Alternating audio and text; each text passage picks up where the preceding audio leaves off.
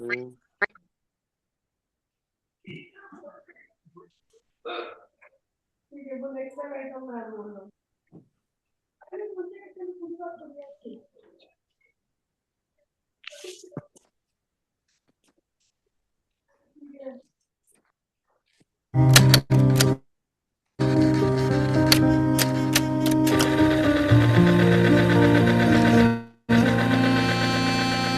कर्म तत्व की अनुप्रेक्षा से आत्मबोध विकसाए, हम भेद ज्ञान प्रगटाए, हम भेद ज्ञान प्रगटाए।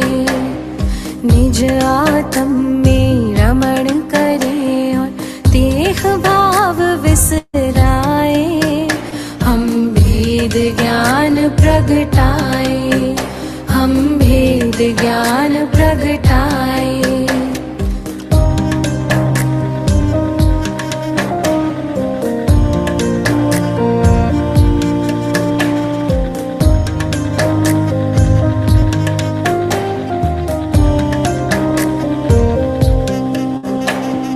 कर्म भिन्न है चेतन क्षीर नीर की भांति। तप का ताप लगे तो बिखरे सोने से ज्यों माटी। कर्म भिन्न है चेतन क्षीर नीर की भांति। तप का ताप लगे तो बिखरे सोने से ज्यों माटी। सम्यक ज्ञाता सम्यक दृष्टा सुबोध कर पाए, हम भेद ज्ञान प्रगटाए, हम भेद ज्ञान प्रगटाए। कर्म तत्व की अनुप्रेक्षा से आत्मबोध विकसाए, हम भेद ज्ञान प्रगटाए, हम भेद ज्ञान प्रगटाए।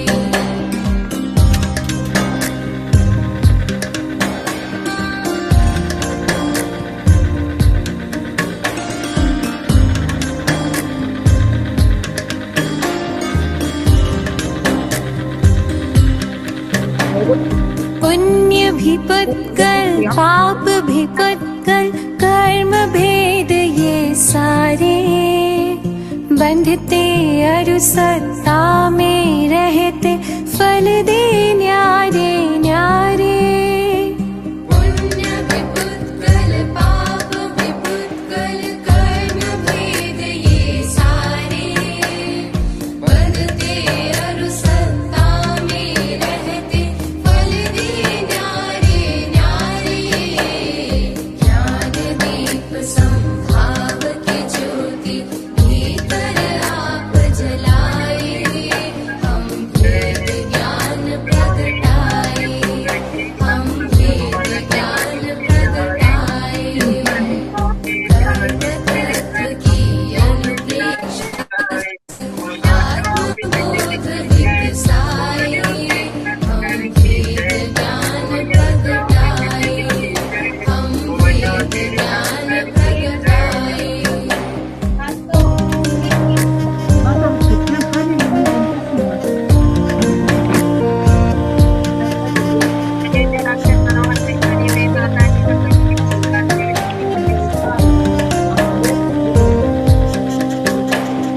राग द्वेष और मोह तमस का आत्मदेव पर डेरा।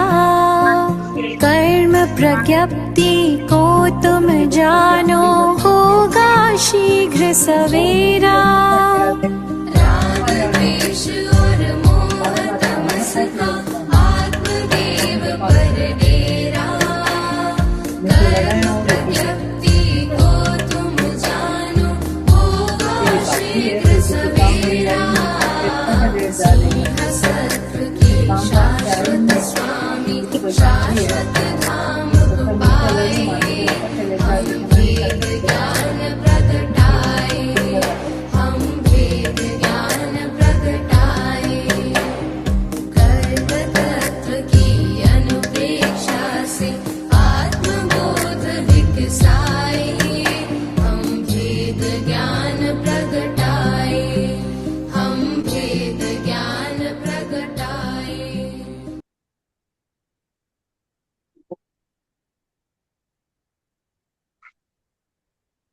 गुरु मम हृदय विराजो मुक्ति पाए। शैलाणम नमो वज्रायणम नमो लोय सव साहुणम ऐसो पंच नमो कारो सव पाव पणासनो मंगलाणम च सवे सिम परमम हवै मंगलम। अहो आचार्य भगवान, अहो उपाध्याय भगवान, आप श्री जी ज्ञान के महासागर हैं। आप हमें अप्रत्यक्ष अनुज्ञा पूर्वक आशीर्वाद प्रदान करें, जिससे हम इस अपूर्व ज्ञान को ग्रहण धारण एवं वितरण करने में समर्थ बने। आप श्री जी की महती कृपा होगी। हम सभी से सादर जय जिनेन्द्र। जय जिनेन्द्र। जय जिनेन्द्र। जय जिनेन्द्र। जय जिनेन्द्र दीदी। उदीर्ण स्थान देखना है। लास्ट क्लास में हमने देखा था, एक बार तो बंध स्थान कंप्लीट हो गया था, एक बार हमारा उदय स्थान कंप्लीट हो चुका है। अब उदीर्ण स्थान देखना है। बंध स्थान की डेफिनेशन क्या कहती है कि एक कोई भी एक जीव की अपेक्षा एक जीव एक करता है, उसे बंध स्थान कहते हैं। और अगर एक साथ जितनी प्रकृतियों का उदय रहता है उसे उदय स्थान। और इसी तरह से कि अगर कोई जीव कर्म प्रकृतियों की उदीर्णा कर रहा है तो एक साथ जितनी कर्म प्रकृतियों की उदीर्णा करता है उतनी उतनी प्रकृतियों के जो समूह होता है उसको उदीर्णा स्थान कहते हैं। ठीक है, अब देखो सबसे पहले बात इसको हम ऐसे एक अपेक्षा तो हमने लास्ट क्लासेस में बंध स्थान और उदय स्थान में देखी थी। किस अपेक्षा से देख रहे थे हम कि 8 का बंध कितने एक साथ कितने कहाँ कहाँ होता है, 7 का बंध एक साथ कहाँ कहाँ होता है, फिर 6 का बंध 5 का बंध 4 का बंध, ऐसे करके हमारे पास ऑप्शंस जितने जितने जो जो खुले थे वो हमने देखे थे। ऐसे उदय स्थान में हमने देखा था। अब हम देखते हैं उदीर्णा स्थान में। ठीक है, अब इसमें इस तरह से देखते हैं एक बार कि हमारे पास टोटल गुण स्थान कितने हैं। तो 1 2 3 4 5 6 7 8 9 10 11 12 13, चलो इसको ऐसे लिख लेते हैं 11 12 13 14, है ना। या तो 11 होता है या फिर 12 13 14 होता है। ठीक है, तो अब क्या देखना है इसमें हमें कि कितनी प्रकृतियों का, क्योंकि हम बेसिकली यहीं से स्टार्ट कर रहे हैं, तो कितनी प्रकृतियों का उदीर्णा में जब हमने बात करी थी तो हमें ऐसा ध्यान है कि 1 से 6। अच्छा, पहले इसमें आपको वापस वही बात बता रहे हैं कि जो वेदनी कर्म होता है और जो आयुष्य कर्म होता है, आगमिक मत क्या कहता है कि वेदनी कर्म और आयुष्य कर्म की उदीर्णा जो प्रमत्त भाव है, प्रमत्त परिणाम है 1 से 6 गुण स्थान, उसमें सदैव नहीं होती, ऐसा आगमिक मत कहता है। लेकिन कर्म ग्रंथ के मत के अनुसार क्या होता है कि 1 से 6 गुण स्थान में मतलब प्रमत्त परिणामों में हमेशा क्या करता है, जीव वेदनी कर्म और आयुष्य कर्म की उदीर्णा करता है। आयुष्य कर्म के लिए एक एक्सेप्शन ये है कि आयुष्य कर्म, क्योंकि देखो वेदनी कर्म तो जब उदीर्णा कब तक होती है, उदीर्णा नॉन स्टॉप कंटिन्यूअसली होती रहती है ना, मतलब जो भी उसका उदीर्णा योग्य गुण स्थान है।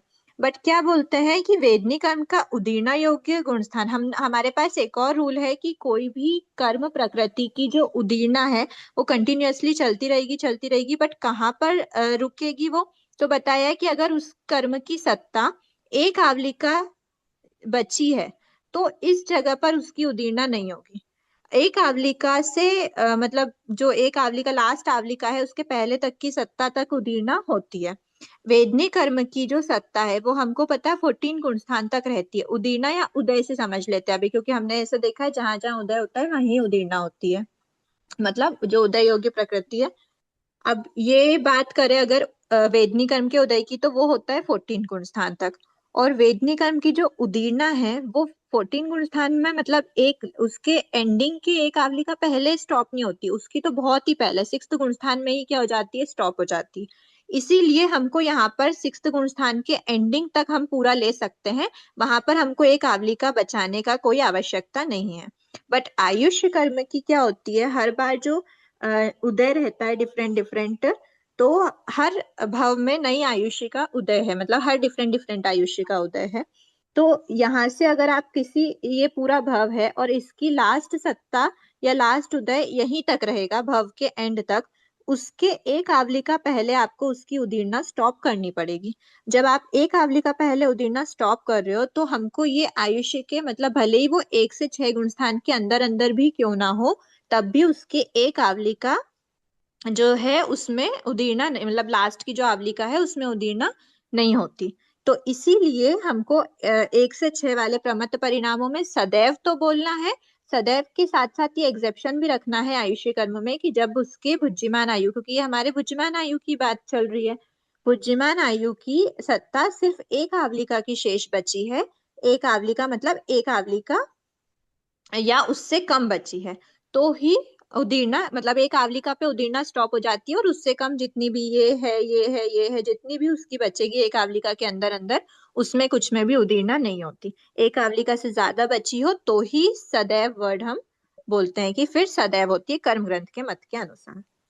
इसीलिए अब हमको देखना वेदनी और आयुष्य के लिए 1 से 6 की हम बात करते हैं। तो जय 1 जिनेन्द्र से दीदी, इसका कोई 6 रीजन है क्या? एक आवलिका जो उदय आवलिका होती है उसमें कोई भी करंट नहीं लगता। जो हम सॉरी ये थोड़ा उल्टा बना दिया, ये जो निषेक होता है उसमें उदय समय से लेकर एक आवलिका तक का जो काल होता है उसमें कोई भी करंट नहीं लगता। यहाँ पे संक्रमण नहीं होता, उदीरना नहीं होती, कोई भी करंट नहीं लगता। सकल करंट की अयोग्य बोली जाती है उदीरना ये उदय आवलिका। इसीलिए उदय समय से लेकर एक आवलिका तक की जो बात करेंगे हम तो वहां पर उदीरना नहीं होती। ठीक है, इसलिए ऐसा कहते हैं कि उदयावलिका बहिर्भूत प्रदेशों की ही उदीरना की जाती है। उदयावलिका प्रविष्ट मतलब उदयावलिका में प्रवेश कर चुके, जो उदय है उदय के प्लस एक आवलिका, उदयावलिका में प्रवेश कर चुके प्रदेशों की उदीरना नहीं होती। ठीक है, और ये भी ध्यान में रखना कि उदीरना जो है वो सिर्फ उदय समय में ही लाई जाती है। मतलब उदीरना जिन भी प्रदेशों का उदीरना होती है इस पूरे अंतर्मुठ में या एक आवलिका में नहीं लाते हैं, उसको सिर्फ एक उदय समय में ही लेकर आते हैं। ठीक है, ये तो उदीरना वापस रिकॉल कर लिया हमने। अब हम देखते हैं कि उदीरना स्थान कौन कौन से। तो हमने देखा कि 1 से 6 गुण स्थान तक तो वेदनी मोहनी, एक बार लिख के रख लेते हैं हम, ज्ञानावर्णी दर्शनावर्णी है ना, ज्ञानावर्णी दर्शनावर्णी और अंतराय भी इसमें ही बात कर लेते हैं। इनकी तो कहाँ तक होती है एंडिंग, मतलब स्टॉप अगर करनी है तो 1 से 12 के द्विचरम है ना, 1 से 12 के द्विचरम की बात करते हैं।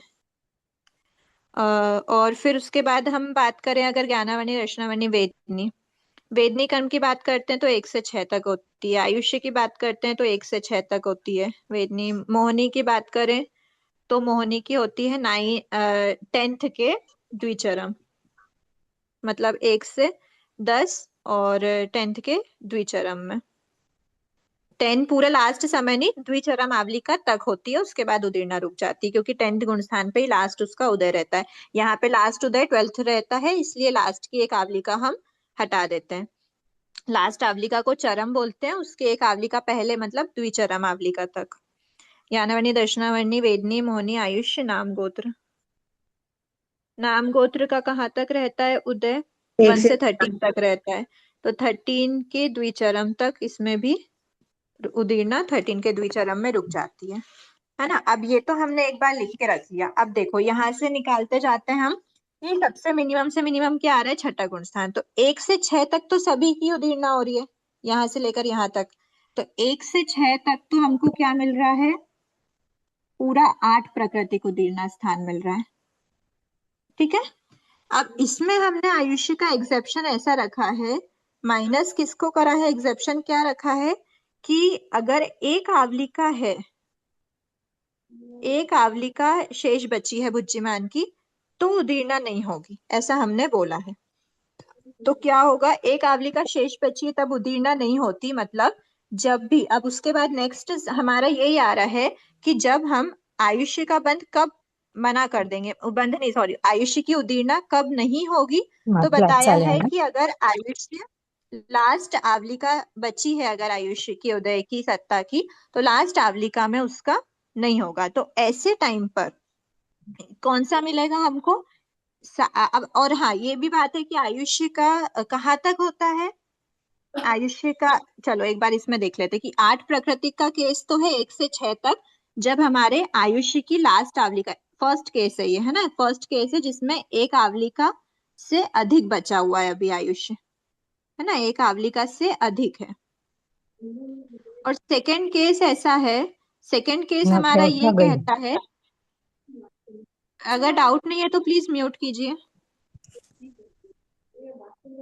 सेकंड केस ये कहता है कि 1 से 6 तक आठों ही कर्मों का बंद हो रहा है, उदीर्णा हो रही है, बट यहाँ पर बोल दिया कि आयुष्य क्या बची है, एक आवलिका से कम बची है या फिर एक आवलिका बची है ना। तो अब हमको क्या करना है, अब हमारी आयुष्य की उदीर्णा नहीं होगी, आयुष्य की उदीर्णा नहीं होगी तो 7 प्राकृतिक होगा।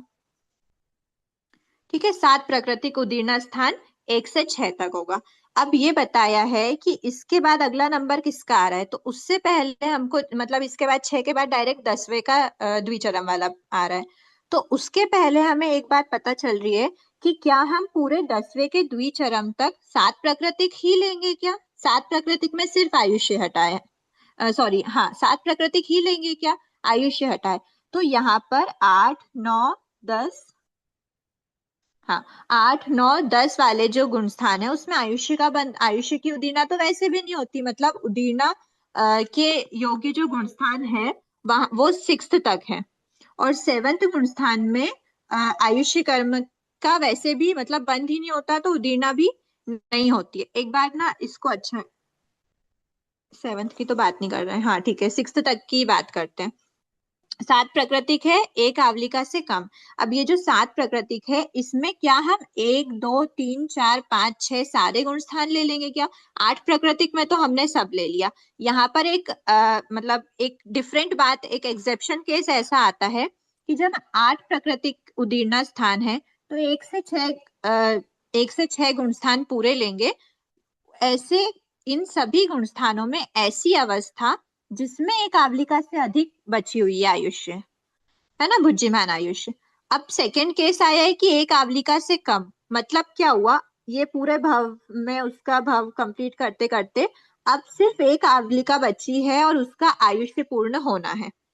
तो एक आवलिका के, बस जस्ट एक आवलिका बची है और आयुष्य पूर्ण करना है। मिनिमम से मिनिमम काल फर्स्ट गुणस्थान का एक आवलिका हो सकता है, हो सकता है। सेकंड गुणस्थान एक आवलिका हो सकता है, बिल्कुल हो सकता है, क्योंकि हमने देखा है एक समय में ही काल कर सकते हैं, जघन्य एक समय होता है, उत्कृष्ट 6 आवलिका होता है। थर्ड को एक बार साइड में रखते हैं। फोर्थ गुणस्थान मिनिमम एक समय रह के काल कर सकते हैं, जो भी एक समय रह सकते हैं। फिफ्थ गुण स्थान एक समय रह सकते हैं। सिक्स्थ गुण स्थान एक समय रह सकते हैं।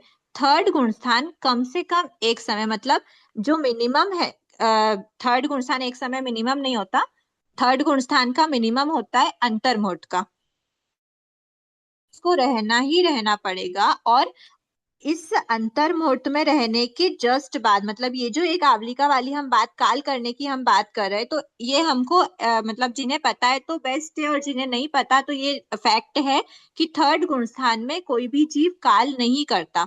अगर थर्ड गुण स्थान में कोई भी जीव काल नहीं करता तो काल करने की एक आवलिका वाली जो उदीर्णा स्टॉप का पॉइंट आता है वो हमको यहाँ पर नहीं ले सकते। इसीलिए हमने थर्ड गुण स्थान को 7 प्राकृतिक में से हटाया है। 8 प्राकृतिक लेंगे तो हम लेंगे 1, 2, 3, 4, 5, 6, और अगर 7 प्राकृतिक हम लेते हैं तो 1, 2, इसमें 3 नहीं लेंगे, 4, 5, 6। ठीक है, एक बार फिर से देखते हैं थर्ड गुणस्थान, एकदम सिंपल सा, इसका लॉजिक थोड़ा सा टफ लगता है बट याद रखने के लिए इतना ध्यान रखना कि थर्ड गुणस्थान में कोई भी जीव काल नहीं करता, और थर्ड गुण स्थान में रहने का काल जगन या अंतर्मुहूर्त तो होता ही होता है, मतलब अंतर्मुहूर्त तो कम से कम थर्ड गुण स्थान में रहना ही है।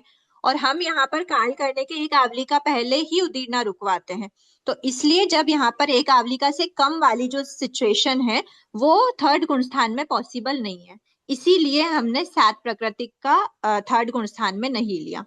मतलब थर्ड गुण स्थान में नियमा 8 प्राकृतिक उदीर्णा स्थान ही होता है, बस इतनी बात है। थर्ड गुण स्थान में 8 प्राकृतिक उदीर्णा स्थान ही होता है, वहां पर 7 प्राकृतिक उदीर्णा स्थान पॉसिबल नहीं है। उसका रीजन हम ये बोल सकते हैं कि वहां पर एक आवलिका से कम की जो सिचुएशन है वो नहीं बनती, मतलब उसमें कोई भी काल नहीं करता, ऐसा सिंपल भाषा में बोले तो। थर्ड गुण स्थान में कोई भी जीव काल नहीं करता। अब ये तो हो गया हमारा 7 प्राकृतिक का। अब हम आते हैं 8 हो गया, 7 हो गया, 6 प्राकृतिक की पॉसिबिलिटी है क्या? अगला हमारा कहाँ स्विच हो रहा है? 6 के बाद 10th गुण स्थान पे उदीर्णा रुक रही है। कितने की रुक रही है? तो सिर्फ 1 की रुक रही है। तो यस, हम 8 से 7 पे आए थे, 7 से हम 6 पे भी जा सकते हैं। एक और मोहिनी कर्म भी हम उदीर्णा रोक सकते हैं, मतलब 6 प्राकृतिक उदीर्णा स्थान बोल सकते हैं। तो ये कहाँ तक है? तो 10वें के द्विचरम तक। मतलब अब यहाँ तक तो 7 हो रहा था, 8 की भी पॉसिबिलिटी थी, और जब ये वाली केस आता तो 7 की भी पॉसिबिलिटी थी। अब हम आते हैं, यहाँ से हमारी 7 नहीं है। क्यों नहीं है? क्योंकि अब आयुष्य की बात तो हम नहीं करेंगे। तो 7, 8, 9 और 10 के द्विचरम आवलिका तक क्या होगा? 6 प्राकृतिक उदीर्णा स्थान होगा। 10 के द्विचरम तक 6 प्राकृतिक उदीर्णा स्थान होगा। चरम आवलिका क्यों नहीं लिया? क्योंकि उस समय तो मोहिनी कर्म का उदय जो है वो रुक जाता है, लास्ट आवलिका के पहले हमको उदीर्णा स्टॉप करनी पड़ेगी, इसलिए 10वें के द्विचरम तक लिया। अब नेक्स्ट किसकी बात आती है? 10वें के बाद बात आती है 12 की। तो 12 के द्विचरम पे कितनी प्रकृतियां एंड हो रही हैं? तो 1, 2, 3, मतलब हमको 6 में से सॉरी, मतलब टोटल में से, हाँ एक मिनट, 10वें, हाँ ठीक है। अब हमने यहाँ पे आयुष्य माइनस करी है, तो अब हम माइनस करेंगे मोहिनी, क्योंकि यहाँ तक ही मोहिनी की थी, इसके बाद मोहिनी की नहीं है। तो 10वें की चरम आवलिका, जो अभी चरम बची थी, 10वें की चरम आवलिका, 11th गुण स्थान, 12th गुण स्थान, 12th गुण स्थान की द्विचरम तक, मतलब अभी चरम बची हुई है, द्विचरम आवलिका तक ज्ञानावर्णी दर्शनावर्णी अंतराय की उदीर्णा होती है। मतलब वहां पर कितने होंगे? ये भी होगा, ये भी होगा, ये भी होगा, इसकी रुक गई है, इसकी रुक गई है, इसकी रुक गई है, और ये भी होगा। तो 1, 2, 3, 4, 5, तो ये इनमें क्या होगा? इनमें होगा 5 प्राकृतिक उदीर्णा स्थान। ठीक है, किस किस में होगा? द्विचरम तक तो हमने 6 प्राकृतिक लिया था, तो ये चरम आवलिका बची है, 10वें की चरम आवलिका, उसके बाद 11वां गुण स्थान पूरा ले सकते हैं, मतलब पूरा लेना है, क्योंकि 12वें के एंडिंग में चरम समय, चरम आवलिका के पहले वाली आवलिका तक उदीर्णा स्टॉप करना है, इसीलिए 10वें का चरम, 11 पूरा और 12वें का द्विचरम तक, यहाँ पर 5 प्राकृतिक है। अब 12वें में क्या हो गया? 12वें में इनका उदीर्णा रुक गई है, उदीर्णा के साथ साथ इनका उदय भी रुक गया है, फिर क्षय भी हो गया, बस 13 और 14 गुण स्थान बचा है। अब 13 और 14 गुण स्थान में 13th तक किसकी होती है? तो नाम और गोत्र की 13th के द्विचरम तक, क्योंकि इनकी जो उदय है वो 13 गुण स्थान तक रहता है। उदय नहीं, इनका उदय तो 14 तक रहता है, लेकिन 14th गुण स्थान में ये अयोगी गुण स्थान है, इसीलिए योग का अभाव होने से कोई भी उदीर्णा नहीं होती। तो द्विचरम आवलिका तक हम क्या करते हैं? 13 नहीं, यहाँ 13 पूरा लिया हुआ है, हाँ, क्योंकि अब हमको उदय थोड़ी रोकना है, उदय तो 14 में रुकेगा। ठीक है, तो 13 गुण स्थान पूरा, इसमें हमको द्विचरम नहीं लेना है। 13 गुण स्थान पूरा मतलब सिर्फ अयोगी गुण स्थान हटाना है, उसके अलावा हमको 13 गुण स्थान पूरा लेना है। किस लिए लेना है? तो वहां पर सिर्फ हमारे पास 2 बचा, क्योंकि हमारा ये वाला भी हट गया है अब 12वें के चरम समय में। तो ये हो गया 2, तो यहाँ पे आया हमारा 2 प्राकृतिक उदीर्णा स्थान 13 गुण स्थान में, और 14 में तो उदीर्णा होती नहीं है। अब एक बार किसी के कोई डाउट है क्या? नहीं तो फिर से एक बार रिवीजन कर लेते हैं, फिर डाउट पूछना। सबसे पहले क्या बोला? पहले, दूसरे, तीसरे, चौथे, पांचवे, छठे, इन 6 गुण स्थानों में ज्ञानावर्णी, दर्शनावर्णी, अंतराय, वेदनी, आयुष्य, मोहिनी, नाम, गोत्र, 8 ही प्रकृतियों की उदीर्णा होती है। अब कब नहीं होती है? तो इन गुण स्थान में रहते हुए। सबसे पहले थर्ड को तो माइनस ही कर देना, क्योंकि उसमें जीव काल नहीं करता, और आयुष्य कर्म की जो हमको बात करनी है, वो काल करने की अपेक्षा हमको एक आवलिका पहले उसकी उदीर्णा रोकनी है, काल करने के एक आवलिका पहले। तो इसमें तो जीव काल ही नहीं कर रहा है, तो हमको थर्ड गुण स्थान की चर्चा ही नहीं करनी 7 प्राकृतिक में। जब 7 प्राकृतिक मतलब उदीर्णा रुकी हुई अवस्था है, तो वो अवस्था किसमें हो सकती है? फर्स्ट में हो सकती है, सेकंड में हो सकती है, फोर्थ में, फिफ्थ में और सिक्स्थ में। इसमें लास्ट मतलब ये इन जीव इन गुण स्थानों में है, और अपने लास्ट जो आवलिका है उसमें वो है। तो इस समय पर आयुष्य की उदीर्णा नहीं होगी, बट वेदनी की उदीर्णा होगी, क्योंकि वेदनी तो हमेशा ही होती रहती है। बट अपने लास्ट अपना भव का एंडिंग एक आवलिका का समय बचा है, तो उसमें इन गुणस्थानों में रहते हुए भी जीव क्या नहीं करेगा, आयुष्य की उदीर्णा नहीं करेगा। इसीलिए यहाँ पे एक माइनस करा तो हमारा 7 प्राकृतिक उदीर्णा स्थान आया। अब हम बात करते हैं कि अब हमने जब प्रमत्त अवस्था से अप्रमत्त अवस्था में आएंगे तो आयुष्य का तो हमने वैसे ही रोक दिया, और अगर 8 की अपेक्षा बात करो तो आयुष्य और वेदनी दोनों रोक के 6 आया, और अगर ये वाली कंडीशन से बात करो तो वेदनी रोक के 6 आया। अब 6 प्रकृतियां कौन सी बची? वेदनी, आयुष्य कट करा तो हमारे पास ज्ञानावर्णी, दर्शनावर्णी, अंतराय, मोहिनी, नाम, गोत्र है। तो इनका अब कहाँ तक इनके लास्ट क्या है? तो मोहिनी कर्म का लास्ट है 10वें के द्विचरम तक।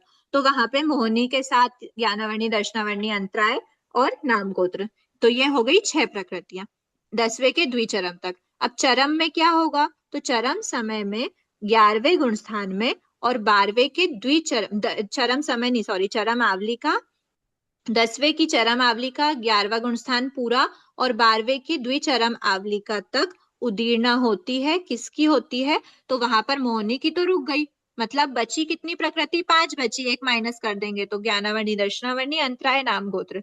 तो इन 5 प्रकृतियों की उदीर्णा किसमें होती है? 11th में, 12th के द्विचरम आवलिका में और 10th की चरम आवलिका, द्विचरम तक, है ना? मतलब सिर्फ चरम आवलिका को छोड़ना है। अब नेक्स्ट क्या बात आती है? तो नेक्स्ट बात आती है हमारी 13th गुणस्थान, मतलब अब जैसे हमने यहाँ पर ज्ञानावर्णी, दर्शनावर्णी और अंतराय भी हटा दिया, तो अब ज्ञानावर्णी, दर्शन, अच्छा यहाँ पे मैं एक चीज भूल गई थी ना, ज्ञानावर्णी, दर्शनावर्णी और अंतराय की जो बात हुई है वो हुई है 12वें के द्विचरम तक। तो चरम आवलिका में क्या होगी? तो चरम आवलिका में इन तीनों की नहीं होगी, मतलब बची कौन? तो नाम और गोत्र। तो 12वें की चरम आवलिका में प्लस 13वें गुणस्थान कंप्लीट, मतलब अंतिम समय तक, इन दोनों में 2 प्राकृतिक उदीर्णा स्थान होता है नाम कर्म और गोत्र कर्म का। और 14वें गुणस्थान में अयोगी होने से कोई भी उदीर्णा पॉसिबल नहीं है। ठीक है, अब किसी के कोई डाउट है क्या? दीदी 13वें गुण स्थान में भी द्विचरम तक रहेगी क्या? हाँ, द्विचरम इसमें इसलिए नहीं लिया है क्योंकि हम द्विचरम कब लेते हैं? जब हमारी चरम आवलिका में एंडिंग, मतलब चरम आवलिका के बाद हमारी उसके उदय की एंडिंग हो रही है, और उदय की मतलब क्या होता है, ये अगर आपका 10वां पूरा गुणस्थान है तो 10वें गुणस्थान में आप आ रहे हो, उदय है, यहाँ पे आपका उदय लास्ट होगा, तो लास्ट उदय के एक आवलिका पहले पहले तक तो आपको उदीर्णा स्टॉप करनी ही पड़ती है। पर ये 13वें गुण स्थान में क्या होता है? 13वें में उदय पूरा रहता है, उसके बाद 14वें में भी नाम और गोत्र का उदय तो रहता ही है ना, तो हम उदय तो पूरा कंटिन्यूअसली है, अगर उसको रुकना होगा तो वो यहाँ पे आके रुकेगा, ये अंतिम आवलिका में रुकेगा, 14वें की अंतिम आवलिका में। बट 14वां हम पूरा ही मना कर दिए हैं, तो हम अंतिम आवलिका की 14वें में बात नहीं करेंगे, और 13वें में तो लास्ट तक हो ही रहा था उदय, इसीलिए 13वां पूरा लेंगे। ठीक। और किसी के कोई डाउट है क्या? 12वां का? 12वां के चरम आवलिका, द्विचरम को तो हम 5 प्राकृतिक में लिया है, द्विचरम तक 5 प्राकृतिक है और चरम में 2 प्राकृतिक है। और किसी के डाउट है? नहीं तो आगे बढ़ते हैं। ठीक है, उदीर्णा उस कर्म की जो आवलिका पार, मतलब आवलिका, उदय आवलिका के बहिर्भूत होती है उदीर्णा।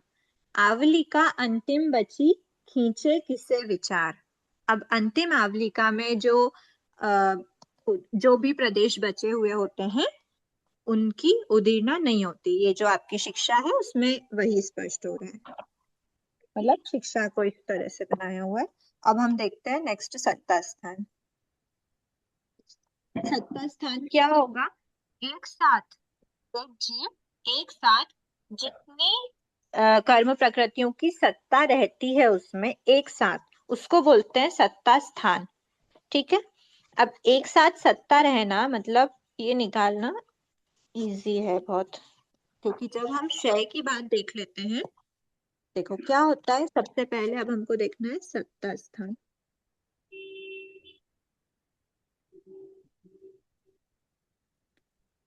जब भी मैक्सिमम से, मतलब अनादिकाल से क्या हो रहा है हमारा, चलो इसको काल की अपेक्षा भी घटित करते जाएंगे, सबसे पहले हम देखते हैं अनादिकाल से हमारी 8 प्रकृतियों की क्या है सत्ता। अब इसमें क्या है, हमको सत्ता से रहित होने की बात हो रही है ना।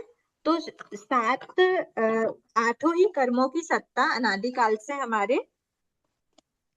हमारी है आत्मा में।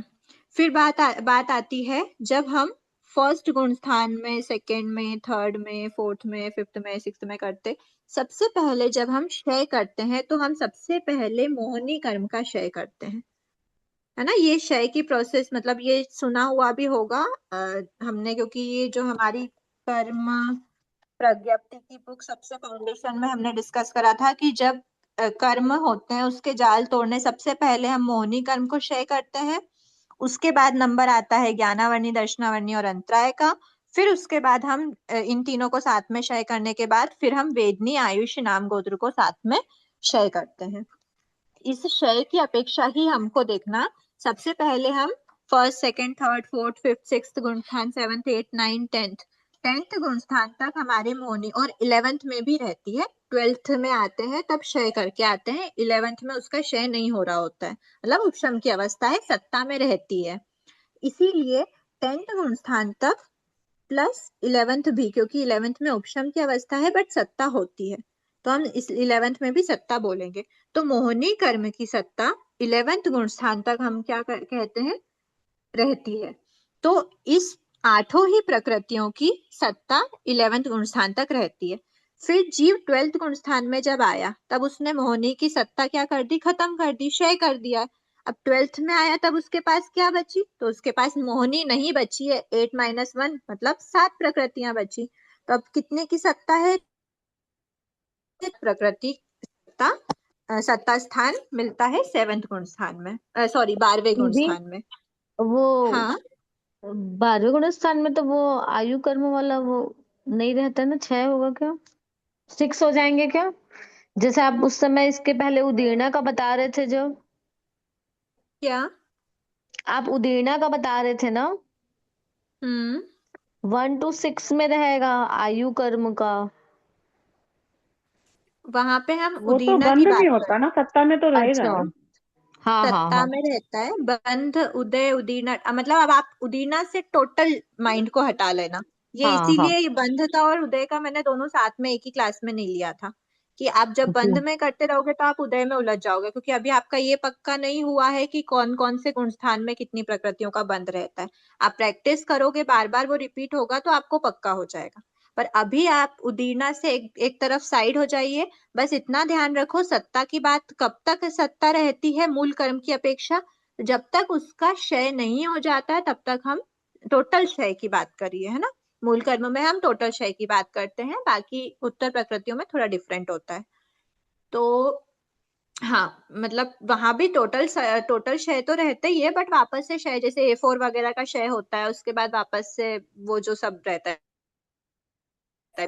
अभी मूल कर्म की अपेक्षा अगर हम देख रहे हैं तो कोई भी, ये पॉइंट इसमें आएगा जब हम आठ प्राकृतिक का काल देखेंगे ना, तो कोई भी कर्म ऐसा नहीं होता, मतलब कोई भी शादी भंग घटित नहीं हो पाएगा कि आप 7 प्राकृतिक में थे, मतलब आप 7 प्राकृतिक कब होता है, 12th गुण स्थान में आपने सत्ता खत्म करी, फिर वापस आप 11th मतलब 10th में आ गए, मोहिनी कर्म की नई सत्ता जनरेट हो गई। ऐसा कभी नहीं होता कि मोहिनी कर्म की नई सत्ता, नादि काल से हमारे आठों ही कर्मों की सत्ता है, और एक बार किसी कर्म की सत्ता क्षय कर दी तो फिर हमारे मोहिनी की क्षय करी, मोहिनी के अंतर्मुठ बाद हम ज्ञानावर्णी, दर्शनावर्णी, अंतराय की क्षय कर देते हैं।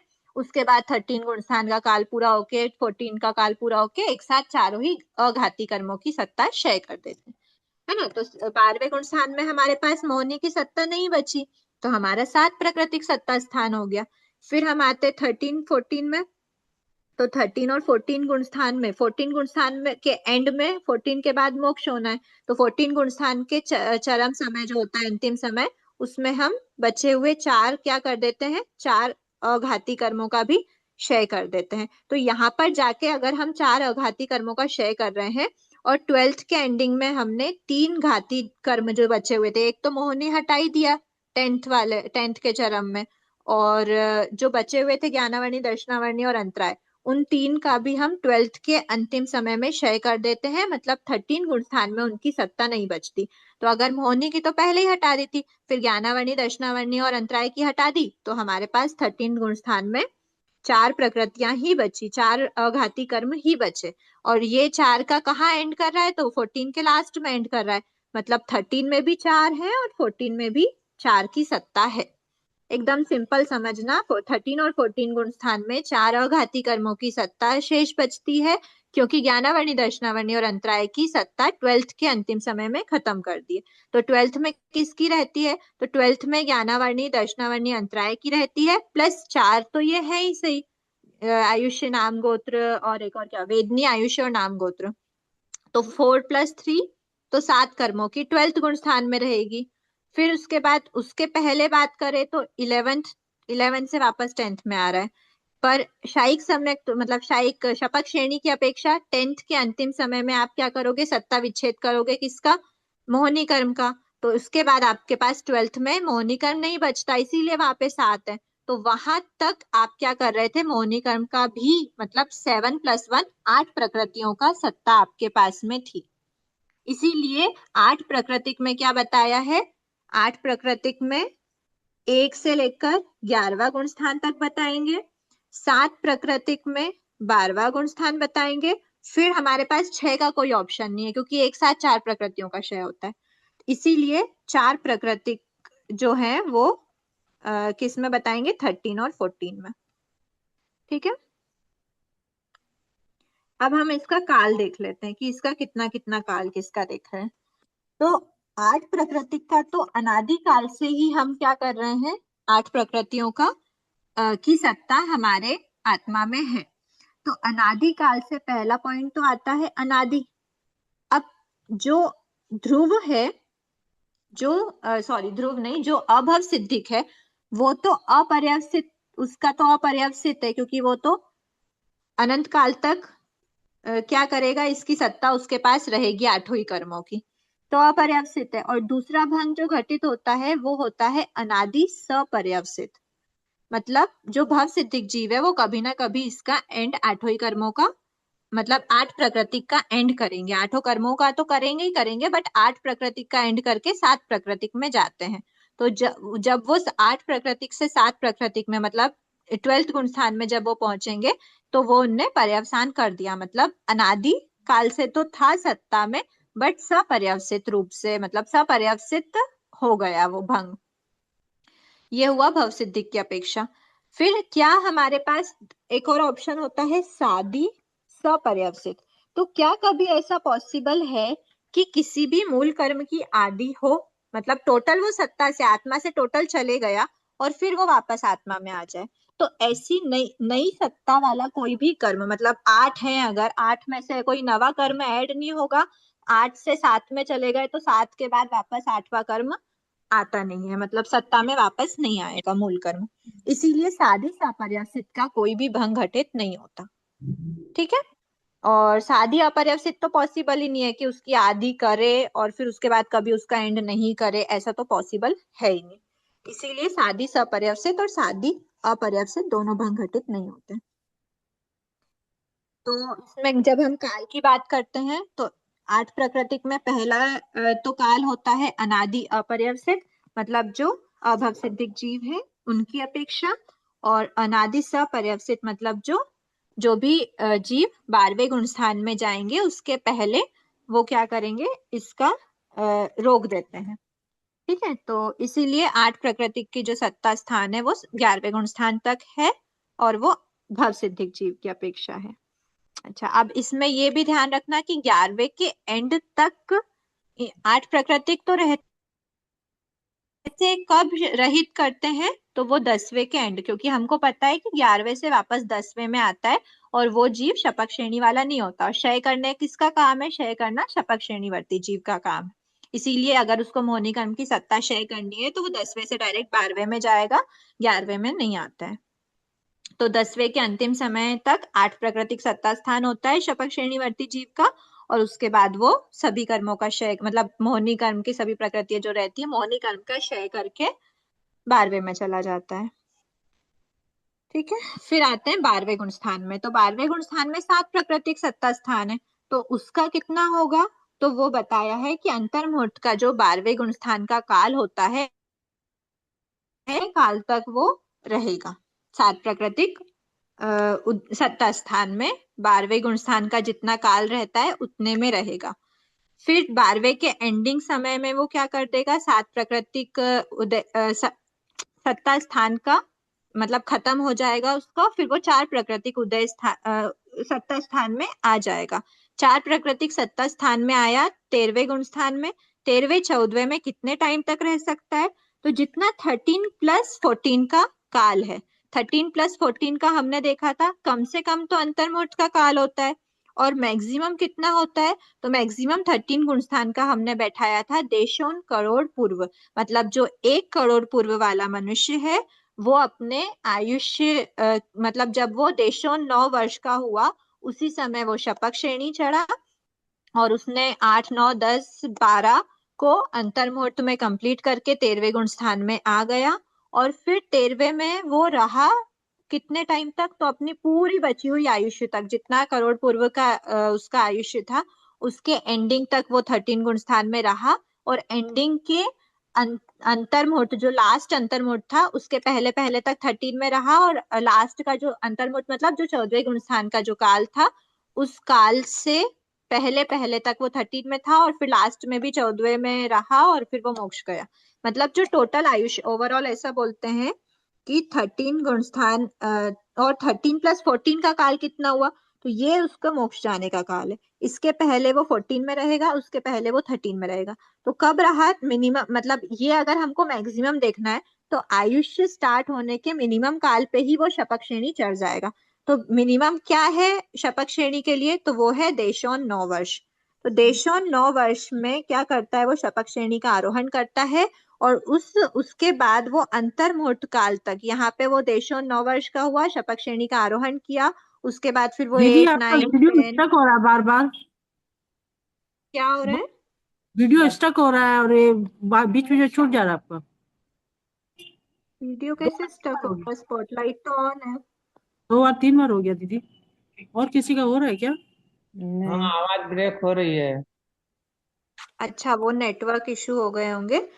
देखो क्या बताया है, जो देशों 1 करोड़ पूर्व, वैसे हम बात वही कर रहे हैं कि जो 1 करोड़ पूर्व का है, 1 करोड़ पूर्व की आयुष्य वाला देशों 9 वर्ष में क्या करता है? देशों 9 वर्ष में शपथ श्रेणी का आरोहण करता है। उसके बाद फिर वो 8 9 10 12 गुण स्थान को अंतर्मुहूर्त काल में 13वें पे आ जाता है, और पूरे टाइम 13वें में ही रहता है, 14वें में रहता है, और मोक्ष प्राप्त करता है। तो टोटल 1 करोड़ पूर्व में से कुछ कम यहाँ तक का जो काल था 13 तक आने के लिए जो हमने माइनस किया उसको हमने देशोन में डाल दिया। तो देशोन, और ये पूरा करोड़ पूर्व का था, तो देशोन करोड़ पूर्व का उत्कृष्ट काल इसका पूरा रह सकता है 13 प्लस 14 गुण स्थान का। इसीलिए जघन्य अंतर्मुहूर्त और उत्कृष्ट देशोन करोड़ पूर्व में 4 प्राकृतिक सत्ता स्थान रहेगा। दीदी क्लियर है? दीदी एक और ये 12वें गुण स्थान में 7 प्राकृतिक सत्ता, इसको वापस से बताइए। मैंने 7 की रही है तो बाकी वो 3 कर्मों की मैंने 12वें के एंड में जाएगी। देखो देखो देखो क्या हो रहा है यहाँ पे, देखना। हाँ, ये 10वां गुण स्थान था। हम्म। 10वें गुण स्थान में जीव ने लास्ट समय पर मोहनी, यहाँ पे 10वां गुण स्थान है, इसके पहले हम्म। तो जो है तो है। हाँ। 10वें गुण स्थान के लास्ट समय में क्या है? हम ना शपथ श्रेणी की बात कर रहे हैं तो यहाँ 11 को इंक्लूड नहीं करेंगे, ठीक है? हम्म। शपथ श्रेणी का ये 10वां गुण स्थान है। हम्म। अब इस 10वें गुण स्थान में उसका कितना था? तो 8 प्राकृतिक ही चल रहा है अभी। 8 प्राकृतिक उदीर्ण सॉरी सत्ता स्थान है। क्या करा? मोहनी का क्षय कर दिया, मतलब एक प्रकृति माइनस हो गई। हम्म। अब सत्ता में उसके पास, अब वो जब 12वें 10वें से मोहनी का क्षय करके 12वें गुण हम्म। स्थान में आया तो हम्म। उसके पास सत्ता में कितना था? ये 12वां गुण स्थान है मान लो। हाँ। तो हाँ। इसके पास सत्ता में कितनी बची? तो एक माइनस हो गई तो 7 बची। 7। हाँ। अब ये है उसका 7 प्राकृतिक सत्ता हम्म। स्थान। हम्म। अब इसके लास्ट समय में उसने क्या किया? तो इसके लास्ट समय में उसने ज्ञानावर्णी हटाई, हाँ दर्शनावर्णी हटाई, अंतराय हटाई। तो ठीक है, कितनी लास्ट हट समय। गई? ठीक है, 3 3। हट गई। लास्ट हम्म। समय में ही हटाता हाँ है। हाँ ती, ठीक है। की ठीक है, सत्ता आ गया। रहती है और उसके बाद हटाता है, मतलब उस समय में हाँ हटा दिया तो अगले समय में जब वो 13 में आया तब तो उसके चार पास की मोहनी भी चार नहीं की थी, सत्ता ज्ञानावर्णी भी नहीं थी, दर्शनावर्णी भी थी नहीं थी और अंतराय भी नहीं थी, मतलब उसके पास ठीक। 4 की ही सत्ता हम्म, बची। ठीक 13 में ठीक। पूरा रह के 14 में पूरा रह के और फिर 14 के लास्ट में वो आयुष्य हटाता है, वेदनी का हटाता है, नाम हटाता है, गोत्र हटाता है। मतलब यहाँ तक प्लीज म्यूट समझ कीजिए गया। ना, जिनके डाउट नहीं है। आवाज टकराती है तो फिर क्लियर नहीं हो पाता। ये एक साथ ही 4 कर्मों का फिर वो क्षय करके और फिर वो मोक्ष अवस्था को प्राप्त करता है। हाँ, क्लियर हो गया ठीक है, दीदी। क्लियर हुआ अभी? अब सत्ता स्थान भी कंप्लीट हो चुका है, इसमें किसी के कोई डाउट है? हर संसारी जीव पर हावी सत्ता स्थान, सत्ता से मुक्ति मिले तभी परम कल्याण। सत्ता सबकी हटानी पड़ेगी। ठीक है, इसमें किसी के कोई डाउट है क्या? दीदी इसमें वो सादी अनादि प्ररूपना भी बताएंगे क्या इसमें? इसमें साध्या नादि प्ररूपना नहीं चलेगी, क्योंकि हम एक एक प्रकृति की बात नहीं कर रहे हैं ना। वहां पर हम एक एक प्रकृति को बता रहे थे, कौन सा सादी है, कौन सा अनादि रूप से है, कौन सा ध्रुव है, कौन सा। यहाँ पर हम एक साथ जितनी प्रकृतियों का बंध होता है, एक साथ जिनकी सत्ता है, एक साथ वाली बात करते हैं। और बाकी फिर सादी अनादि 8 प्रकृतियों की अपेक्षा हमने देख ही लिया है, सादी अपर्यवसित है या फिर अनादि अपर्यवसित है। ठीक है, अब एक बार किसी के डाउट नहीं है तो हम लास्ट चैप्टर स्टार्ट कर लेते हैं, संवेद भंग का। आप लोगों को रिवीजन का इनफ टाइम रहेगा तो हम क्लास में एक बार पूरे सिलेबस को फिर से रिवाइज कर लेंगे, ताकि जो भी थोड़े बहुत डाउट्स हैं तो वो क्लियर हो जाएंगे, है ना। अच्छा, एक कृतकरण वाला, हाँ एक जो पोल का क्वेश्चन चला था, प्लीज कीजिए प्लीज। बार बार म्यूट कर रही हूँ प्रियंका जी, आप अनम्यूट नहीं करिए प्लीज, थोड़ा सा ध्यान रखिए। एक क्वेश्चन,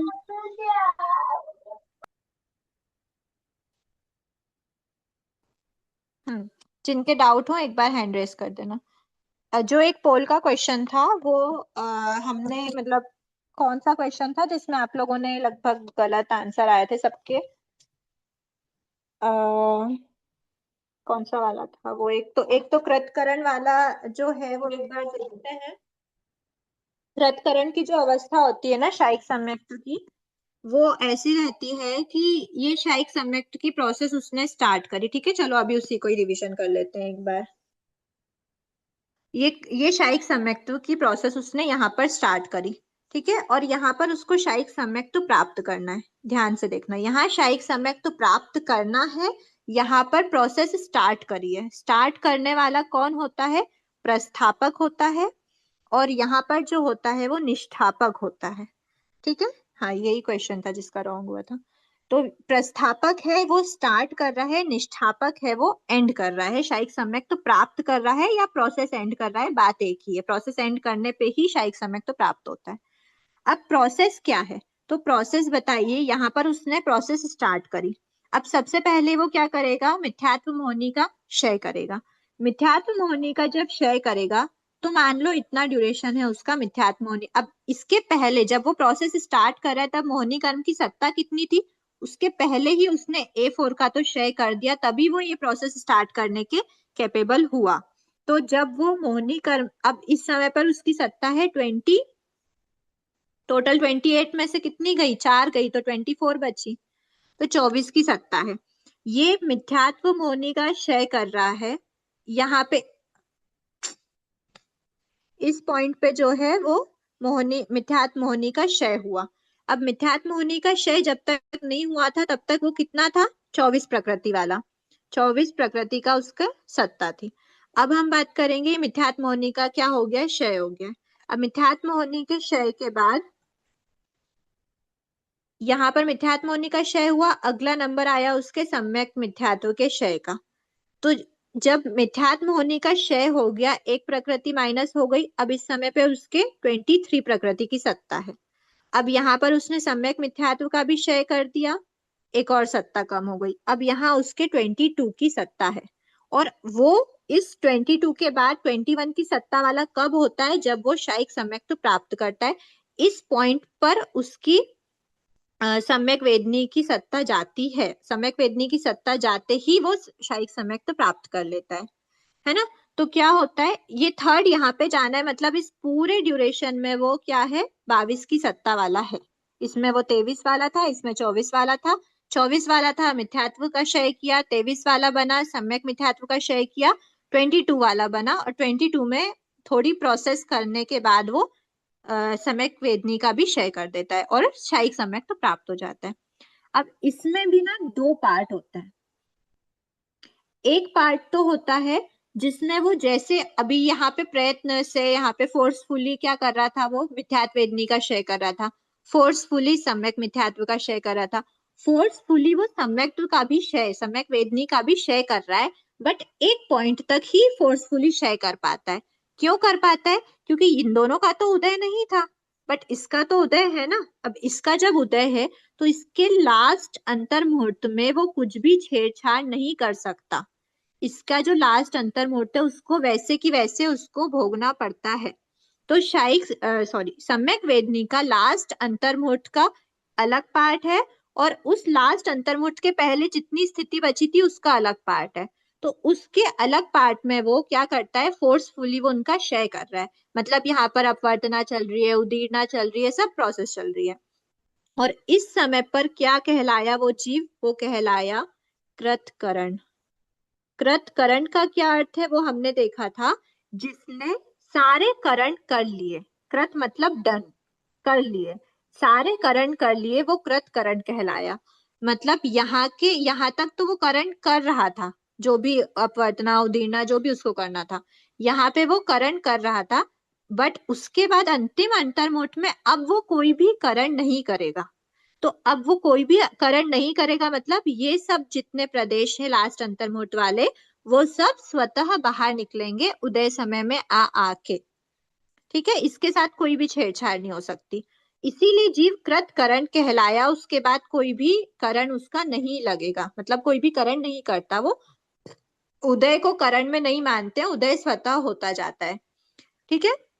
अब ये जो लास्ट अवस्था है, इस बीच में वो काल नहीं कर सकता, इस बीच में काल नहीं कर सकता, इस बीच में भी काल नहीं कर सकता। काल कर सकता है तो इधर कर सकता है। अगर वो काल करे तो भी जब तक वो कृतकरण नहीं होता तब तक वो काल नहीं कर सकता। कृतकरण होने के बाद पॉसिबिलिटी है काल करे, पॉसिबिलिटी है काल नहीं करे। काल नहीं करता तो उसी भाव में शायिक सम्यक तो प्राप्त हो जाता है। काल कर देता है इस बीच में, यहाँ पे यहाँ पे यहाँ पे कहीं भी इस बीच में वो काल कर दिया, तो क्या कहलाया वो? काल करने के बाद दूसरे भव का जीव कहलाया। अभी तो ये मनुष्य है, क्योंकि प्रस्थापक कौन है? ओनली मनुष्य है। तो अभी तक तो मनुष्य भाव ही चल रहा था, यहाँ तक भी मनुष्य भाव था। मान लो यहाँ पे वो काल किया, तो इसके बाद काल करने के बाद ये सब हटा देते हैं एक बार को। ऐसा मान लो कि यहाँ पर उसने क्या किया, काल किया। तो अब उसका अभी शायिक सम्यक तो प्राप्त करने, मतलब उसकी जो सम्यक वेदनी की वो अंतर्मुहूर्त की स्थिति है, उसके पहले अंतर्मुहूर्त की स्थिति अगर उसी भाव में पूरी हो गई तो उसी भाव में वो प्राप्त कर लेगा। मतलब किस अवस्था में करेगा? ये कौन होता है? 15 कर्म भूमिज मनुष्य होता है, वो भी केवली काल में जन्मा हुआ। ठीक है। और ये जो होता है, अगर वो काल करे बिना प्राप्त कर रहा है तो वो 15 कर्म भूमि मनुष्य पर्याप्त जीव ही प्राप्त कर रहा है। लेकिन अगर वो इस बीच में काल कर गया तो उसने बद्धायु क्या क्या थी उसकी, जिसके लिए वो कैपेबल था यहाँ स्टार्ट करने, तो वो थी, अगर नरक में है तो 3 नरक तक, तिर्यंश में है तो युगलिक तिर्यंश स्थलचर जो होते हैं, और अगर मनुष्य है तो युगलिक मनुष्य, और अगर देव है तो 35 वैमानिक। अब यहाँ पर उसने काल करा। अब इन सब जगहों में से वो कहीं भी अपने बद्धायु के अकॉर्डिंग गया। अब जब वो इस समय के बाद वो इतना ड्यूरेशन अपनी जो बद्धायु है, मतलब इनमें से कोई भी आयुष्य जो भी उसने बांधी थी, इतना ड्यूरेशन वो उसी में ही कंप्लीट करता है, जो नेक्स्ट भाव है। अब इस ड्यूरेशन में जैसे उसने काल किया तो अगले भाव में जब उत्पन्न होता है तो वो अपर्याप्त भी होता है, फिर उसके बाद वो पर्याप्त हो जाता है, और अपर्याप्त अवस्था में था, उसके बाद वो पर्याप्त हो गया, तब तक भी उसके सम्यक वेदनी की स्थिति खत्म नहीं हुई थी, और फिर वो खत्म हुई जब वो पर्याप्त हो गया तो वो उसकी खत्म हो गई। और उस जगह पे कहेंगे कि शायिक सम्यक तो प्राप्त किया। अब हो सकता है अपर्याप्त रहते हुए भी उसकी मतलब ये अपर्याप्त हुआ, जैसे मान लो उसने काल यहाँ पे नहीं करा, उसने काल यहाँ पे करा, इस पॉइंट पे काल करा। अब इस पॉइंट से अपर्याप्त अवस्था, यहाँ पे वो पर्याप्ति पूर्ण करता, बट वो अभी अपर्याप्त अवस्था में था, उसी बीच उसके सम्यक वेदनी की स्थिति खत्म हो गई, शायिक सम्यक तो प्राप्त हो गया। तो अपर्याप्त अवस्था में हो गया, और अगर यहाँ की अपेक्षा बात करें तो पर्याप्त अवस्था में भी हो गया। इसीलिए जब हमने वो चार्ट बनाया था, उसमें अगर आप ध्यान से देखना तो 3 नरक अपर्याप्त पर्याप्त दोनों लिए थे, स्थलचर युगलिक अपर्याप्त पर्याप्त दोनों लिए थे, युगलिक मनुष्य मतलब 30 अकर्म भूमि मनुष्य, युगलिक में हम 56 अंतर्द्वीप को नहीं लेते क्योंकि वो एकांत मिथ्या दृष्टि होते हैं। 30 अकर्म भूमि मनुष्य वाले हमने अपर्याप्त पर्याप्त दोनों लिए हैं, और 35 वैमानिक हमने अपर्याप्त पर्याप्त दोनों लिए। बट हमने जो 15 कर्म भूमि मनुष्य थे उनको हमने क्या लिया है, ओनली पर्याप्त का भेद लिया, क्योंकि वो अगर प्रस्थापक हैं और उसी भाव में काल करे बिना शायिक सम्यक प्राप्त करते हैं, तो ऑफ कोर्स जब यहीं पे ही वो पर्याप्त अवस्था वाला है तो फिर यहाँ पर भी तो पर्याप्त अवस्था वाला ही होगा। इसीलिए 15 कर्म भूमि के पर्याप्त के भेद लिए, अपर्याप्त के नहीं लिए हैं।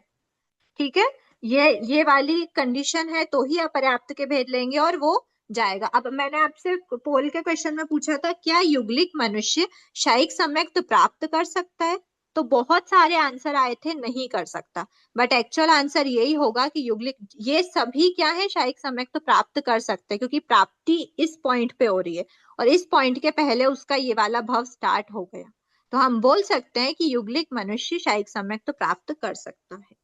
प्रोसेस स्टार्ट नहीं कर सकता लेकिन प्राप्त कर सकता है। ठीक है, क्लियर हुआ? ये हमने पेज नंबर 21 है शायद, वो क्लियर करा है।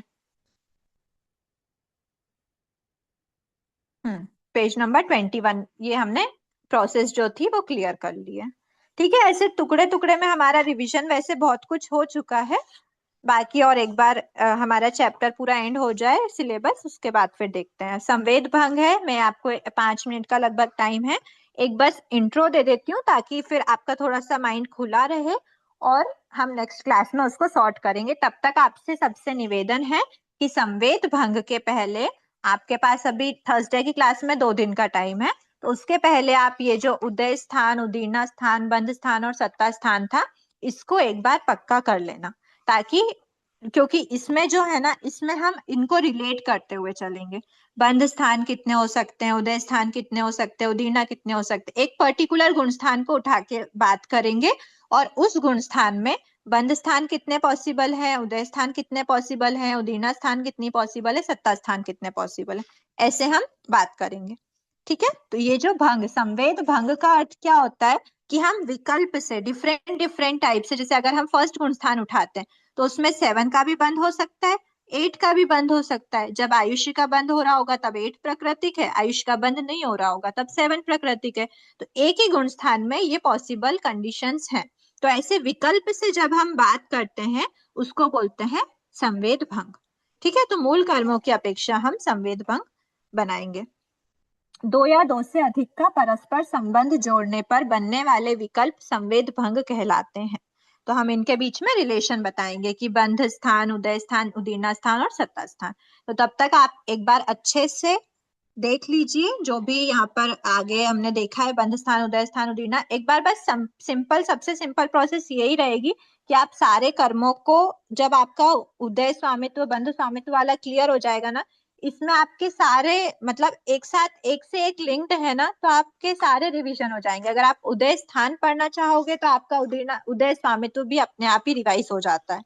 इसीलिए एक बार आप उदय स्वामित्व को उठा लेना, या तो नहीं भी है आपका ये पक्का है तो आप डायरेक्ट उदय स्थान को उठाना। उदय स्थान में आपको पता चलेगा कि उदय स्थान में कौन कौन से गुण स्थानों में उदय है, तो वो उदय, आपका उदय स्वामित्व भी रिवाइज हो जाएगा। फिर जब आप ये उदय स्थान समझ लोगे तो फिर उसके बाद हम उसको रिलेट करेंगे संवेद भंग के माध्यम से। ठीक है, क्लास आज इतना ही रखते हैं। किसी की कोई डाउट है?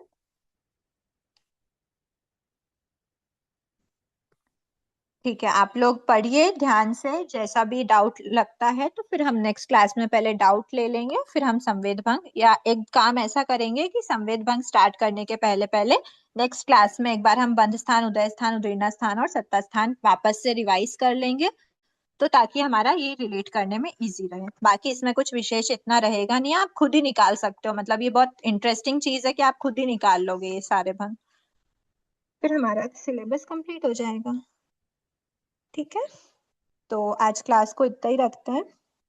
अहो आचार्य भगवान, अहो उपाध्याय भगवान, आपकी कृपा से जो ज्ञान हमने सीखा है वह ज्ञान हमारे भीतर विनय की अभिवृद्धि करे, सहनशीलता का विकास करे, सरलता को बढ़ाए, हम निष्प्रिय बने, अनासक्त बने, पांचों इंद्रियों पर विजय प्राप्त करें और शीघ्र ही परम वितरागता को प्राप्त करें। हमसे हुई अविनय साधना के लिए क्षमा करें। क्षमा याचना आप सभी से, प्लस क्षमा याचना कि मैंने आपको म्यूट किया हुआ था और सेल्फ अनम्यूट का ऑप्शन बंद करा था, क्योंकि वो थोड़ा डिस्टरबेंस ज्यादा हो रहा था क्लास में। किसी के डाउट है क्या? दीदी दीदी छह समय का आप बताए ना, तो वो काल करके मनुष्य भाव भी तो वापस प्राप्त कर सकता है। युगलिक का नहीं, जो आप बताए काल ना कि करके 15 कर्म भूमि, काल 15 कर्म भूमि में। वापस हाँ, 15 ये कर्म वाला। भूमि में नहीं आएगा, वापस 15 कर्म भूमि में आना पॉसिबल ही नहीं है ना। उसका बद्धायु अगर 15 कर्म भूमि का होगा तो वो शायिक संयुक्त की प्रोसेस के योग्य ही नहीं है। अगर उसने युगलिक मनुष्य का बांधा होगा तभी वो शायिक संयुक्त की प्रोसेस कर सकता है, नहीं तो नहीं कर सकता। या तो उसी ठीक है, भाव में करेगा, 15 कर्म भूमि में आए तो उसी भाव में करेगा, नेक्स्ट भाव उसी में नहीं भाव कर में सकता। करेगा, नेक्स्ट भाव में नहीं। नेक्स्ट भाव में अगर है और मनुष्य गति है तो युगलिक मनुष्य ही होगा। अच्छा, युग्निक दीदी क्रियन से वो क्या निष्ठापक है क्या? ये सभी वो निष्ठापक है। अच्छा, लेकिन दीदी चार्ट में तो 15 कर्म भूमि और 30 अकर्म भूमि पर्याप्त अपर्याप्त दोनों ही लिए हुए हैं ना, सम्यक साहित्य की इसमें तालिका 15 में। कर्म भूमि के अपर्याप्त क्यों लिए? आप हाँ, देखिए अपर्याप्त तो लेते हैं ना, क्योंकि नेक्स्ट तो उनको मनुष्य में ही आना है ना, तो कर्म भी ढूंढो इस मनुष्य तरह में के ही आना है चंद्र ना। क्या डालेंगे। हाँ, ये इसलिए लास्ट भाव निष्ठा की पर। अपेक्षा है, लास्ट भाव हाँ की हाँ। अपेक्षा। हम्म। लास्ट 15 कर्म भूमि मनुष्य रहता है, केवली भगवान का काल है तो केवली भगवान मतलब केवली बनना है तो केवली उसी में 15 कर्म भूमि में ही आएगा। निष्ठा हाँ पद की ठीक है, ठीक है। अपेक्षा से अपर्याप्त नहीं लेना है, ऐसा। हाँ, निष्ठापक की अपेक्षा अपर्याप्त नहीं लेना, हाँ और ये जो पर्याप्त का हाँ भेद लिया है वो लास्ट भाव की अपेक्षा लिया है। हाँ। ये दीदी निष्ठापक मने मने काल करके जाएगा, आवेदन उस दिखा गति को निष्ठापक बोल रहे हैं ना। नहीं, काल करे चाहे ना करे, आवेदन जहाँ दिखा पे दे। शायिक सम्यक्त प्राप्त कर रहा है वो निष्ठापक है। काल करता है तो यही पॉसिबल चांसेस है, काल नहीं करता तो ये पॉसिबल चांसेस है। और ठीक है, फिर लो। मैम वो स्क्रीन पूरा दिखाइएगा। दीदी इसमें एक बार आप पेज नंबर 36 देखिए ना, 36। हाँ तीसरा पॉइंट देखिए आप एक बार। उनका है, दे दो। हाँ, तो वही बता रहे हैं, वही बता रहे हैं। ये जो 15 कर्म भूमि के अपर्याप्त लिए हैं ना हमने, वो लास्ट भाव की अपेक्षा लिया है।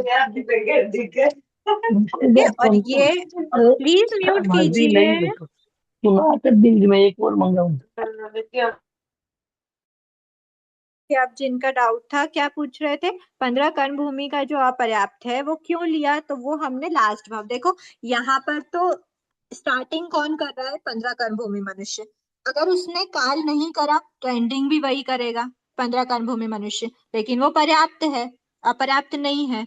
अब अगर काल कर गया तो फिर वो 3 नरक, स्थलचर युगलिक, युगलिक मनुष्य, 35 वैमानिक, अपर्याप्त पर्याप्त दोनों में पॉसिबिलिटी है कि वो जाकर मतलब इन जगहों पर जाकर वो शायिक सम्यक्त प्राप्त करे, चाहे वो अपर्याप्त अवस्था हो चाहे पर्याप्त अवस्था हो। हाँ ये पॉसिबिलिटी हो गई। अब हाँ, अब ये यही उसने बोल रहे क्या हैं हम। हाँ सुनो सुनो, अब इन भाव में क्या वो केवली बन सकता है, उसी भाव में मोक्ष प्राप्त कर सकता है क्या? 3 नरक में पॉसिबल नहीं है, नहीं 35 है। वैमानिक में पॉसिबल नहीं है, युगलिक मनुष्य और युगलिक तिर्यंश नियमा देव गति में ही जाते हाँ हैं अगले भाव हाँ में। इसी भाव में तो किसी को भी केवल ज्ञान नहीं हो पाएगा। हाँ। मतलब केवल ज्ञान अगर होना है तो एंडिंग भाव कौन से भाव में केवल ज्ञान पॉसिबिलिटी है, ओनली एंड ओनली 15 कर्म भूमि मनुष्य, हाँ मतलब 15 कर्म भूमि में ही। और उसके बाद भी 15 कर्म भूमि मनुष्य के बाद भी थर्ड अवसर्पिणी के थर्ड आरे का अंतिम भाग होना चाहिए, फोर्थ आरा होना चाहिए, या फिर अगर उत्सर्पिणी हो तो सेकेंड आरे का एंडिंग, थर्ड आरा और फोर्थ आरा बिगिनिंग। सही बोलो? जी नहीं, जी मेरा सही है। पूछने का ये था कि शायक सम्यक्त्वी जीव है वो इनमें जा सकता है ना? उत्सर्पिणी का सेकंड आरा नहीं लेंगे ना? उत्सर्पिणी का सेकेंड ले गए ना, सेकेंड सेकेंड का आरा अंतिम नहीं, भाग तो लेते हैं, एंडिंग का सेकेंड लेते हैं। सेकेंड का अंतिम भाग लेते हैं, थर्ड पूरा लेते हैं और नहीं फोर्थ का केवली नहीं होंगे ना स्टार्टिंग। अभी तो। जैसे श्रेणिक महाराज उत्पन्न होंगे तो थर्ड आरे में, उसके बाद केवली कोई बनेगा ना? थर्ड आरे में नहीं, सेकेंड आरे को तो माना है उत्सर्पिणी का, मतलब केवली भगवान का जन्म होता है सेकेंड आरे में। जन्म हुआ है ना, तो अभी तो वो तीर्थंकर बनेंगे नहीं ना, तो उसके बाद ही पर होगा ना। जन्म की अपेक्षा बात करते हैं, केवली भगवंतों के जन्म काल में जन्मा हुआ, भले ही वो थर्ड हाँ आरे में जाके केवली बने, बट वो केवली अवस्था मतलब लास्ट अवस्था तो उनकी, मतलब लास्ट भाव तो है ना उनका जो केवली अवस्था है, तो वो तो सेकेंड आरे से ही स्टार्ट हो जाता है, सेकेंड आरे के अंतिम में। दीदी ठीक ये है, पूछना था कि 15 कर्म भूमि के मनुष्य है अंतिम ना, में होता है ना, तो सेकंड आरे के अंतिम में कब होता है? थर्ड आरे के अंत में शुरू होता है। थर्ड आरे में शुरू होता है ना। उत्सर्पिणी की बात कर रहे हैं, दीदी हाँ उत्सर्पिणी के सेकेंड पंद्रह आरे में। दीदी उस 15 कर्म भूमि मनुष्य है ना, तो फिर उसको अपर्याप्त में क्यों लिया? अपर्याप्त मनुष्य तो शाही समय तो प्राप्त नहीं कर सकता है ना, पर्याप्त से ही स्टार्ट होगा ना। शायिक सम्यक तो एक बार प्राप्त कर लिया, उसके बाद वो इन जगहों पर चले गया, इन जगहों से वो वापस, जैसे मान लो नरक में था, नरक से श्रेणिक महाराज है, वो श्रेणिक सब महाराज समझ क्या गए, वो वापस दीदी 15 समझ कर्म गए। भूमि में नहीं आएंगे? अगर वो 15 कर्म भूमि में आएंगे तो पहले अपर्याप्त बनेंगे, उसके बाद ही तो पर्याप्त में पूरा भाव करके और फिर यहाँ पे मोक्ष जाएंगे, तो अपर्याप्त तो लेना पड़ेगा, शायिक सम्यक तो थोड़ी चला गया उनका, तो लास्ट भाव अब है, अपर्याप्त पर्याप्त दोनों लेंगे। अवसर्पिणी का पांचवा आरा भी लेंगे ना स्टार्टिंग, क्योंकि चौथे का जन्म पांचवे में होगा। जन्म काल बोला, पांचवे में हाँ, जन्मे चौथे में जन्म जन्मा, और पांचवे में मोक्ष। हाँ तो जन्म काल की बात करी तो पांचवे में मोक्ष है, पांचवे में जन्म थोड़ी ठीक। है ना? अच्छा दीदी, कृतकरण में काल कर सकता है, उससे पहले काल नहीं करेगा? कृतकरण में नहीं, कृतकरण में कुछ नहीं होता, कृतकरण एक पर्टिकुलर पोजीशन है बस, हाँ, और उसमें काल कर कृतकरण सकता के है ना? बाद जो है उसमें काल कर सकता है, मतलब कृतकरण कहलाने के बाद काल कर सकता है। हाँ, कृतकरण कहलाने के बाद कर सकता, उससे पहले नहीं कर सकता, मैंने 23 और हाँ 22 प्रकृति में नहीं कर सकता। 23 में भी ये तो है 22 वाले ही, अभी इसकी सत्ता थोड़ी खत्म हुई है एक प्रकृति की, ये भी लेकिन 22 है, ये भी 22 है, लेकिन 22 की दो कृतकरण हो डिफरेंट गया ना। पोजीशन। कृतकरण कहला गया, अब ये प्रोसेस पूरी कृतकरण वाली कहला, मतलब कहला सकता है, जीव तो कृतकरण ही कहलाएगा ना पूरे प्रोसेस में। ठीक है। दीदी ठीक दो है, दृष्टि वाले जीव है ना, वो नेक्स्ट क्लास में थोड़ा समझाइएगा ना, दो दृष्टि वाले जीवों की तालिका। हाँ ठीक है, जिनकी दृष्टि चेंज नहीं होती वो उस अपेक्षा से लेते हैं। ठीक दो है, दृष्टि। नेक्स्ट क्लास में देखते हैं, आज इतना ही रखते हैं। क्षमा हाँ याचना, जय जिनेंद्र। दीदी इस बार तो लगता है फेल ही हो जाएंगे एकदम, बहुत ही माथा